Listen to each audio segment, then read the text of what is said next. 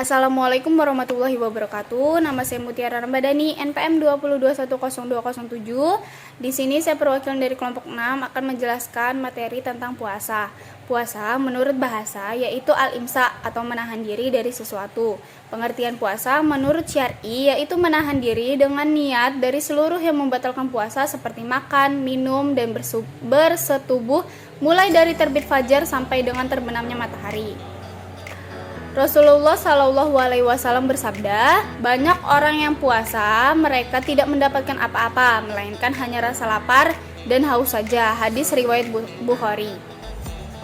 Hakikat puasa dalam pandangan Rasyid Ridho adalah sebagaimana berikut. Yang pertama ada tarbiyat al-iridat atau pendidikan keinginan. Yang kedua ada tohirat al-malaikat. Yang ketiga ada tarbiyat al-ilahiyat atau pendidikan ketuhanan.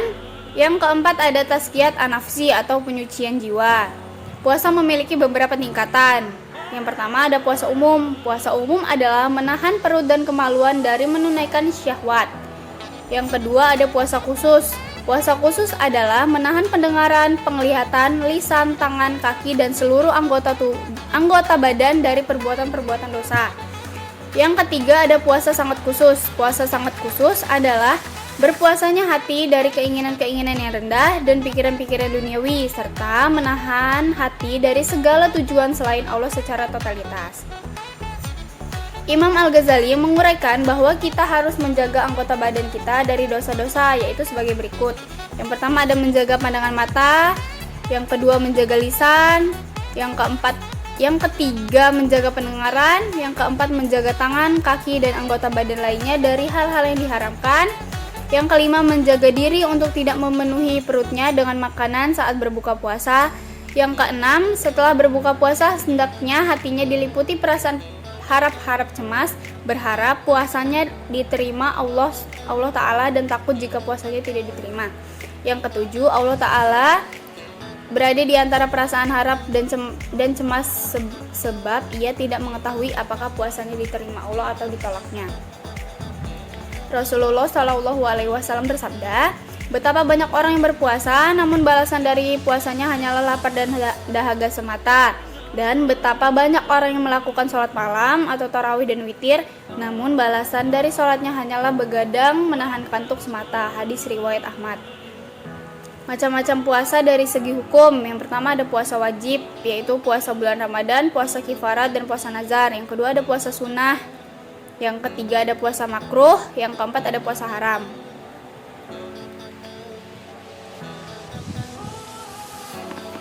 Ada macam-macam puasa wajib. Yang pertama puasa Ramadan.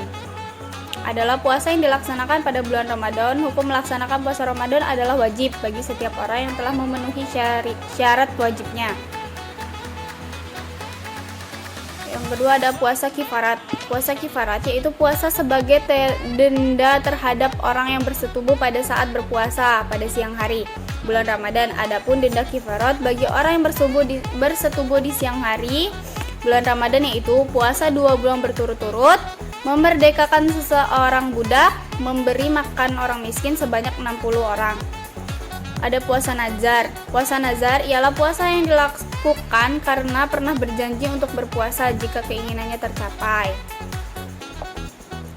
Puasa sunnah, ada beberapa macam-macam puasa sunnah. Yang pertama ada puasa hari Tasyu'a atau Asyura, hari-hari putih dan sebagainya. Puasa sunnah pada bulan Asyura ada 3 tingkatan, yaitu berpuasa 3 hari, yaitu tanggal 9, 10, dan 11 di bulan Syura atau Muharram. Yang kedua, berpuasa 2 hari, yaitu tanggal 9 dan 10 di bulan Syura atau Muharram. Yang ketiga, berpuasa 1 hari, yaitu tanggal 10 Syura atau Muharram. Puasa hari Arafah. Puasa sunnah hari Arafah adalah puasa sunnah yang pelaksanaannya dilakukan pada tanggal 9 Zulhijjah. Puasa sunnah hari Arafah dapat menghapus dosa selama 2 tahun, yakni setahun yang lalu dan setahun yang akan datang.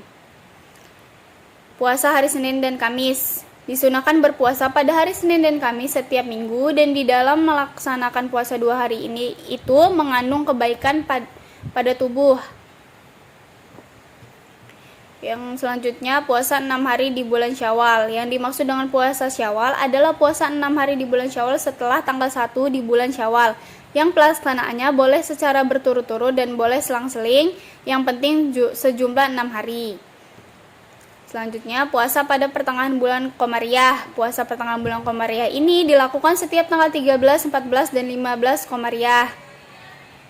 Puasa sehari dan berbuka sehari disunahkan bagi orang yang mampu agar berpuasa sehari dan tidak berpuasa sehari. Diterangkan bahwa puasa semacam ini merupakan salah satu macam puasa sunnah yang lebih utama. Puasa bulan Rajab, Sya'ban, dan bulan-bulan mulia lainnya disunahkan berpuasa pada bulan Rajab dan Sya'ban menurut kesepakatan 3 kalangan imam-imam madhab. Adapun bulan-bulan mulia yaitu ada 4. Dan yang 3 berturut-turut yakni Zulqa'dah, Zulhijjah, dan Muharram, dan yang satu sendiri yakni bulan Rajab. Puasa makruh, puasa hari Jumat secara tersendiri, puasa awal tahun Kitib, puasa hari perayaan. Puasa haram maksudnya ialah seluruh umat Islam memang diharamkan puasa pada saat itu. Jika kita berpuasa maka kita akan mendapatkan dosa, dan jika kita tidak berpuasa maka sebaliknya yaitu mendapatkan pahala. Allah telah menentukan hukum agama telah mengharamkan puasa dalam beberapa keadaan, diantaranya puasa pada 2 hari raya yakni hari raya Idul Fitri dan Idul Adha. Yang kedua 3 hari setelah hari raya kurban. Banyak ulama berbeda pendapat tentang hal ini. Yang ketiga puasa seorang wanita tanpa izin suaminya dengan melakukan puasa sunat atau dengan tanpa kerelaan sang suami bila ia tidak memberikan izin secara terang-terangan. Ada ketentuan puasa. Ketentuan puasa berisi syarat, rukun, sunah-sunah, dan hal-hal yang berkaitan dengan puasa yang akan dijelaskan sebagai berikut. Yang pertama ada syarat puasa. Syarat puasa itu ada 2, syarat wajib puasa dan syarat sah puasa. Syarat wajib puasa: 1 Islam, 1 harus Islam, 2 balik dan berakal sehat, 3 berumur 15 tahun bagi laki-laki maupun perempuan, pernah mimpi basah baik laki-laki walaupun belum berumur 15 tahun, bagi perempuan belum berumur 15 tahun tapi sudah haid, mampu berpuasa melakukannya dan menetap mukmin. Syarat sah puasa: yang pertama Islam, yang kedua tamyiz, yang ketiga suci dari haid dan nifas, yang keempat bukan pada hari-hari yang diharamkan. Ada fardu puasa atau rukun puasa, yaitu ada 2. Yang pertama niat dan meninggalkan sesuatu yang membatalkan puasa mulai dari fajar sehingga terbenamnya matahari.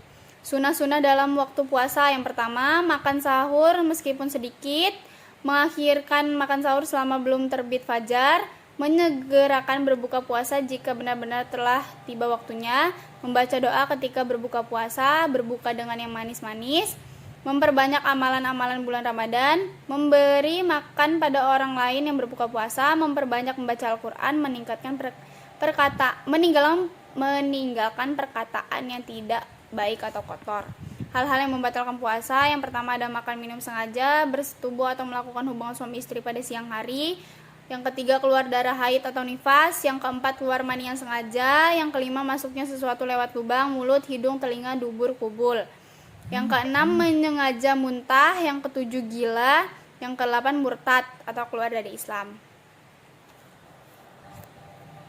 Hikmah puasa. Puasa memiliki hikmah yang sangat besar terhadap manusia, baik terhadap individu maupun sosial, terhadap rohani maupun jasmani. Terhadap rohani, puasa juga berfungsi mendidik dan melatih manusia agar terbiasa mengendalikan hawa nafsu yang ada dalam diri setiap individu.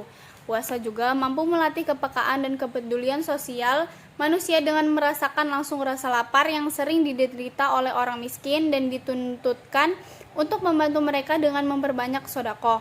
Sedangkan terhadap jasmani, puasa bisa mempertinggi kekuatan dan ketahanan jasmani kita, karena pertama umumnya penyakit bersumber dari makanan, dan kedua sebenarnya Allah Subhanahu wa taala menciptakan makhluknya termasuk manusia sudah ada kadarnya.